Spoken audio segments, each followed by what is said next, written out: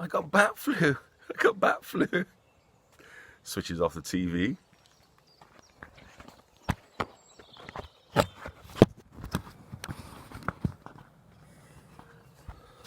Ah, there you are. That's better. That's about as much editing skills as you're ever going to get out of me. Um, as you can see, it's going to be a stupid video today.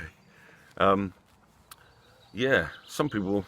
I've had a little shave, by the way, because I started looking like... People start telling me I look like Brutus off of Popeye, because, you know, the beard comes right out, and yeah, it looks quite funny. But, yeah, I've had a shave, cut all my own hair. You know, lucky enough I had a set of clippers that I used for... Before I started getting my hair cut, I had it for about 20 years.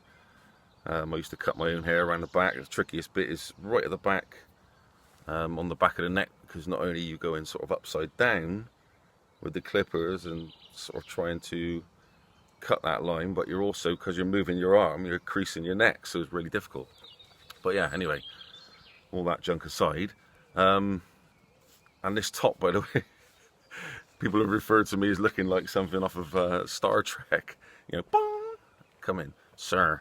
We're being told that humans are mining the moon, and it's for financial reasons. But really, it's you know, it's not financially viable. You know, because let's look at this this latest thing with mining of the moon. You know, it's nothing. Look, everything's financial or control. So if you can't afford, if people are going bust trying to mine gold, one of the most valuable metals on the on planet Earth, then what makes you think that they're going to make anything financially viable on the moon? So that's a lie. It's all about space warfare, or something like that. You know, there's something a little bit more involved with that. Yeah, I want to follow on from a video I made the other day about conscious consuming, because I got something really important to say. That I keep a lot of my thoughts to myself, and these it's like a curse having an overrunning mind that just keeps going, no matter whether we wake up in the middle of the night, or you're sat on the sofa during the day, or even working. You know, it used to be a curse for me, and to a degree it is still, but there is an element of sort of insights and fun that you also get from just overthinking. And a few years back I was thinking about the whole universal credit thing, and knowing that people who sort of want to try and rule over you, they turn everything into, it's got to be financially viable, and it's got to create some sort of control over the human race in some way or another, which in turn makes it financially viable or makes you into serving in some way. But yeah, the universal credit, the trouble is, and this is following on from sort of why we have to step outside of mainstream purchasing and things like that. What will happen ultimately is when the government awards you money, right? Not only do they sort of own you, and they may bring back some sort of communist thing where, you know, you get appointed jobs and everything else because you're sat at home doing nothing. It's natural progression, isn't it? They're giving you money for doing nothing. Everybody else who's working hard are going to agree with them, you know, enslaving you in some way. Yeah, get them out, get them on the pickaxes and sledgehammers on the roads, working on the chain gang. But yeah, further from that, when you get given this money, it won't be yours to spend. It won't be cash. And this is how the clever move will happen. That money will be in some digital form, and it won't be available. It will only be available for certain items, essential items. This is what we're sort of hearing now. You're going out for essential items. And what happens in the background is these governments approach these corporations and say, you know, you've got all these sort of bread makers, say for instance, and whoever does the highest bidding to support or supports the government or the government line of speaking, thinking, or anything else the most, or gives the most money behind the scenes, you know, will be the ones who will be chosen as the designated supplier. So, for instance, they will say, well, there's so much thinking on this, honestly. So the bread manufacturer comes along, someone does the highest bidding behind closed doors or whatever happens, right, to get that in place. Then the government turns around and says, right, we're issuing this card for people, but we've chosen these items that you can purchase, and they are a make of bread. Let's say Hovis or something like that for just for argument's sake. We've chosen that bread as being and this particular loaf as being the most value for money that the taxpayer can afford to pay for, because they'll always take it away from them, put it back onto the taxpayer. And the cheapest form of survival. It won't be the fact that you get given cash anymore and you go out and buy yourself a nice fish or a bit of alcohol, whatever you want to do. Those days will be gone. The food will be chosen for you. And those people will be behind the scenes, will be exchanging money, or maybe they'll do it the old-fashioned way, which is how they used to transfer wealth, which is they get these paintings and you think, why the hell has this painting just gone for, like, in the 80s, like for 26 million? Well, what they're actually doing is money laundering.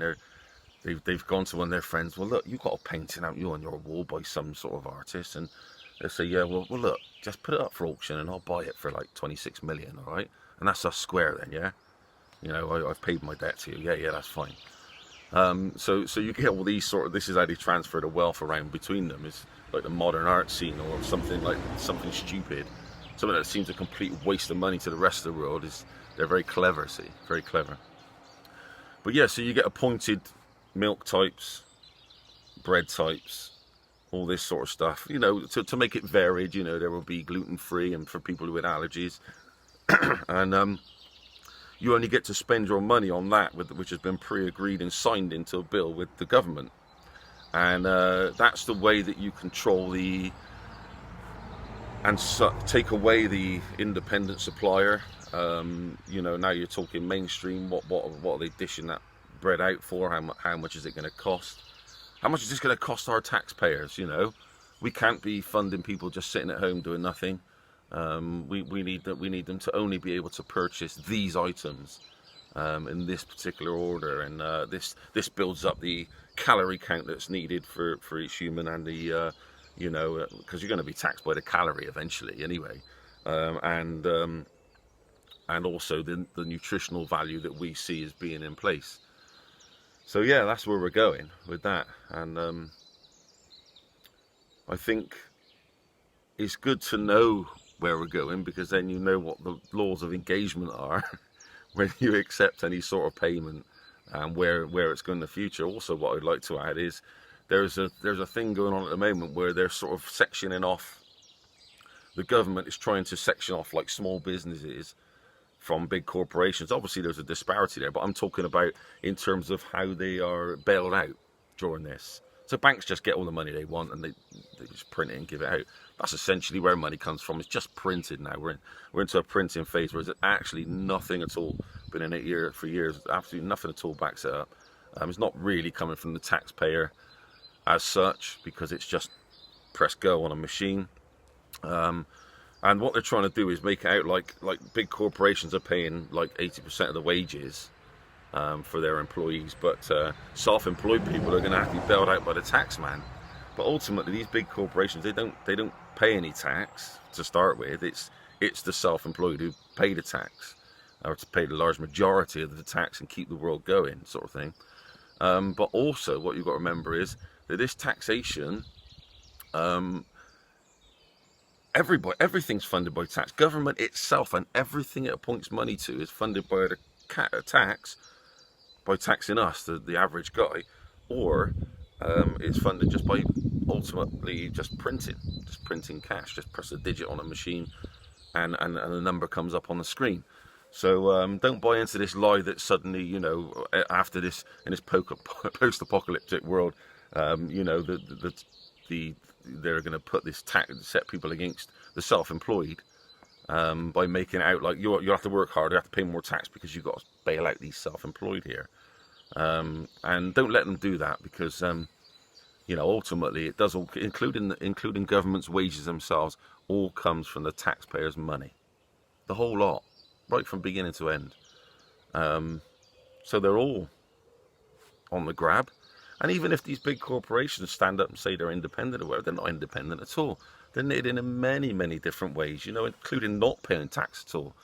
You know, it's still the average person in the shop, if there's any left, who actually work and pay that tax. You know, that nobody else pays it. They all find ways out of it. So ultimately, what you're doing is sort of bailing out yourself. But yeah, give you a little bit of thought this morning on what's going on, and maybe tease your mind a little bit as to, you know, what's changing. And going back to the beginning of the video with the old bat thing and all that, you know. I know it's not bat flu or anything like that. It's just a bit of comedy, obviously. You guys know that. You can imagine the mainstream media sort of taking it as a little segment to show these crazies out there. They have to be stopped. They have to be silenced. It's not even a flu. It wasn't caused by bats. There's no evidence it was caused by bats, you know, and all this sort of stuff. You can imagine them taking little segments of all these videos, and that's why you don't play by their rules. You play by your own rules and just, you know, carry on anyway. See you next time.